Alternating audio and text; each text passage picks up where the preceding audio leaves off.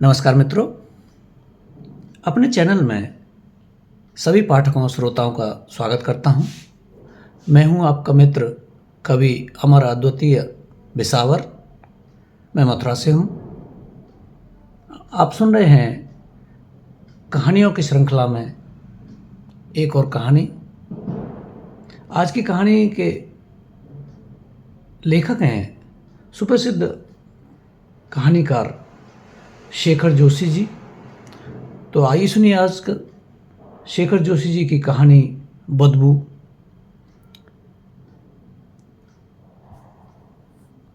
एक साथी ने उसकी परेशानी का कारण भांप लिया था।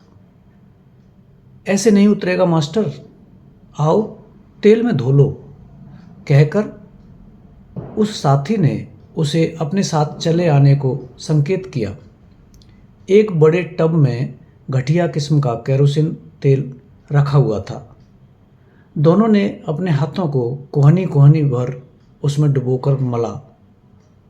अब हथेलियों और बाहों में लिपटी हुई सारी चिकनी कालिख धुल गई थी, परंतु उसे लगा जैसे दोनों बाहों में अदृश्य चींटियां रेंग रही हों। केरोसिन तेल की गंध के कारण उसका जी मचल उठा। इस खीज और गंध से मुक्त पाने के लिए वह नल की ओर चल दिया। अंतिम सायरन बज चुका था। पानी के प्रत्येक नल पर 20 कामगार घिरे हुए थे। कुछ लोग हाथों में साबुन मल रहे थे और शेष मल चुकने पर हाथों को पानी से धोने के लिए बारी की प्रतीक्षा कर रहे थे। उसे देखकर सबकी अजनबी निगाहें उसकी ओर लग गईं। एक दो मजदूरों ने सौजन्य प्रदर्शन के लिए अपनी बारी आने से पहले ही उसे पानी लेने को बढ़ावा दिया। किंचित संकोच के बाद उसने आगे बढ़कर पानी ले लिया। यह संकोच स्वाभाविक था। अपनी बारी आने से पहले पानी लेने का प्रयत्न करने वालों को उत्साहित करने की इच्छा किसी के मन में न थी। यह वह 2 क्षण पहले विभिन्न स्वरों में सुन चुका था, परंतु उसे पानी लेते देखकर किसी ने आपत्ति नहीं की।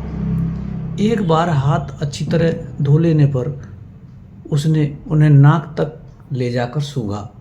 केरोसिन की गंध अभी छूटी नहीं थी।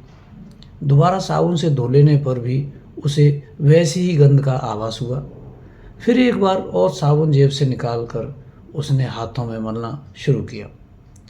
घासी रस ले लेकर एक किस्सा सुनाने लगा और सारा समूह अपनी व्यस्तता भूलकर उसकी बात सुनता रहा। एक गांव के मेहतर की लौंडिया थी। उसकी शादी हुई शहर में। जैसा तुम जानो, गांव के मेहतरों को तो कभी गंदा उठाने की ज़रूरत ही नहीं पड़ती। नई नई शहर में गई तो दिन रात नाक चढ़ाकर अपने खसम से कहा कर, बदबू आती है, बदबू आती है। मालिक क्या करता, उसकी खातिर पैसा तो नहीं छोड़ सकता था। धीरे धीरे लौंडिया भी काम पर जाने लगी। साल 6 महीने बाद मेहतर की सासू शहर देखने आई। रास्ते में ही हाथ में झाड़ू बाल्टी लिए बेटी मिल गई। माँ पहले तो लाड़ से बेटी से गले मिली और फिर नाक पर आंचल रख लिया। बेटी ने पूछा, ए अम्मा, नाक मुंह क्यों बंद कर लिया? माँ बोली, बेटी बदबू आती है। बेटी अचंभे से बोली, कैसी बदबू? मुझे तो कुछ भी नहीं मालूम। नल के इर्द गिर्द घिरे हुए सभी कामगारों के थके चेहरों पर भी उसकी बात सुनकर हंसी खिल गई। घासी ने ही फिर बात को स्पष्ट किया, ये भाई भी अभी नाक हाथ पे ले जाकर के सूंघ रहे थे, तभी किस्सा याद आया। पहले हम भी ऐसे ही सूंघा करते थे, पर अब तो ससुरा पता ही नहीं चलता। कितनी बार तो साबुन नहीं मिलता, ऐसे ही पहुँच कर रोटी खाने बैठ जाते हैं। संकेत उसी की ओर था। परिहास के उत्तर में गंभीर हो जाना उसे उचित न लगा। सभी की हंसी में उसने अपना योगदान भी दे दिया, परंतु घासी की बात पर उसे आश्चर्य हो रहा था। तेल की ऐसी तीखी दुर्गंध को साबुन से छुटाए बिना आदमी कैसे भला चैन से रह सकेगा? इसका उसे विश्वास ही नहीं हो रहा था। कपड़े बदलकर वह लाइन में जा लगा। इकहरी पंक्ति के प्रारंभ में हेड फोरमैन के साथ एक गोरखा सिपाही खड़ा था। प्रत्येक मजदूर अपनी रोटी का खाली डिब्बा खोलकर उसे दिखाता और फिर दोनों हाथ ऊंचे उठाकर तलाशी देने की मुद्रा में खड़ा हो जाता। गोरखा सर्चर मजदूर की छाती, कमर और जेबों को टटोलकर आगे बढ़ जाने का संकेत कर देता। जल्दी घर पहुंचने की इच्छा रखने वालों को पंक्ति की धीमी गति के कारण झुंझलाहट हो रही थी। इसी झुंझलाहट में कभी कभी लोग पंक्ति में अपने से आगे व्यक्ति को ठेल देते।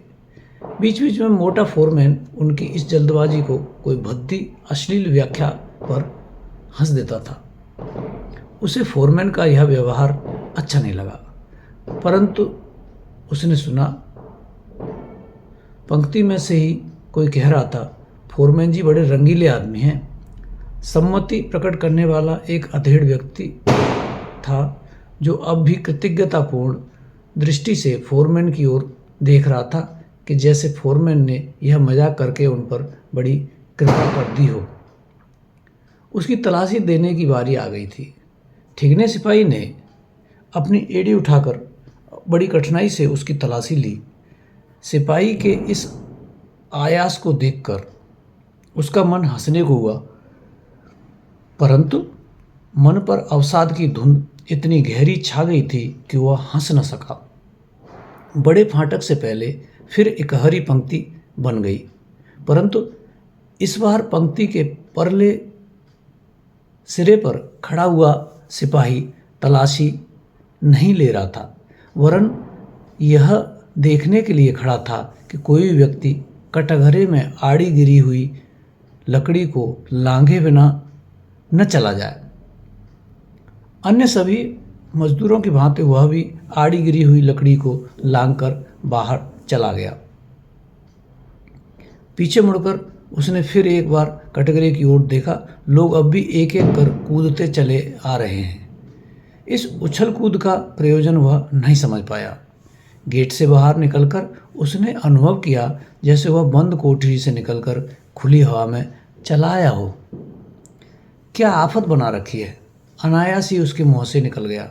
अनजाने में ही कहे गए ये शब्द साथ चलने वाले एक बुजुर्ग के कानों तक पहुंच गए थे। उन्होंने धीरे से अपनी राय प्रकट की। नए आए लगते हो, पहले पहल ऐसा ही लगता है, धीरे धीरे आदत सी पड़ जाएगी। आकाश की ओर उंगली उठाकर उन्होंने बात आगे बढ़ाई। उस नीली छतरी वाले का शुक्र करो कि यहाँ काम मिल गया। अच्छे भले पढ़े लिखे लोग धक्के खाते फिरते हैं। हमारे पड़ोस का एक लड़का, बुजुर्ग अपने अनुभव की पोटली खोलकर बहुत कुछ बिखेरना चाहते थे, लेकिन उसका मन उनकी बातों में नहीं लगा। कनखियों से उसने उनकी ओर देखा। उस ऊपर वाले के एहसान का बोझ उठाते उठाते ही जैसे उसकी कमर टेढ़ी हो गई थी। वह चाल तेज कर आगे बढ़ गया। रास्ते भर उसके दिमाग में वही सब कुछ घूमता रहा जो वह दिन भर में देख सुन चुका था। घासी और उस बुजुर्ग आदमी की बात याद आने पर वह सोचने लगा, क्या सच ही एक दिन वह भी सब कुछ सहने का आदी हो जाएगा और नीली छतरी वाले के एहसानों का बोझ उसकी कमर को भी वैसे ही झुका देगा। कारखाने में यह उसका पहला दिन था। फिर एक एक कर कई दिन बीत गए, परंतु घुटन और अवसाद की छाया दिनों दिन बोझिल होती गई। शहर के बाहरी भाग में स्थित कारखाने की पहली सीटी पर प्रतिदिन कामगार लोग अपनी अपनी गृहस्थी छोड़कर हाथों में रोटी चबेना की पोटली या डिब्बा लटकाए अपनी सुध बुध खोकर तेज कदमों से कारखाने की ओर चले आते। दिन भर कारखाने की खटर पटर में मशीनों और औजारों से जूझकर थकी लस्त देह वालों का यह काफिला सांझ के धुंधलके में अपने घरों की ओर चल देता। सर्दी, गर्मी, बरसात में कभी भी इस क्रम में कोई बाधा न पड़ती। कारखाने में अपने अपने अड्डे पर काम करते हुए लोगों को हर रोज़ सुबह से शाम तक एक ही स्थान में उन्हीं चिरपरिचित मुद्राओं में देखकर उसे ऐसा लगता जैसे वह वर्षों से उन्हें उसी स्थान पर इसी रूप में देखता आ रहा हो। इस नीरस जिंदगी में कोई हलचल हो भी जाती तो उसका प्रभाव अधिक देर तक नहीं टिकता। तालाब में ठहरे हुए जल में कंकर फेंक देने पर जिस तरह क्षणिक हलचल होती है, वह प्रतिक्रिया वहाँ किसी नई घटना की होती। एक दो दिन तक कारखाने में उस घटना की चर्चा रहती और फिर सब कुछ पूर्ववत शांत हो जाता। साथ ही कामगारों के चेहरों पर असहनीय कष्टों और दैन्य की एक गहरी छाप थी, जो आपस की बातचीत या हंसी मजाक के क्षणों में भी स्पष्ट झलक पड़ती थी। किसी प्रकार की नवीनता के प्रति सबके मन में एक विचित्र शंका भाव जड़ जमाए बैठा रहता। शायद यही कारण था कि अचानक ही एक छोटी सी घटना के पश्चात उसके साथियों का व्यवहार उसके प्रति शंकालु हो उठा था। मित्रों, आप सुन रहे हैं शेखर जोशी जी की कहानी बदबू। मित्रों, कहानी लंबी है, इसलिए इसे 2 भाग में बांटना उचित रहेगा। अभी आपने सुना इसका पहला भाग। द्वितीय भाग के लिए आपको दूसरे अंक में दूसरा वीडियो देखना होगा। धन्यवाद। हमसे जुड़े रहिए और हमारा चैनल सब्सक्राइब करिए।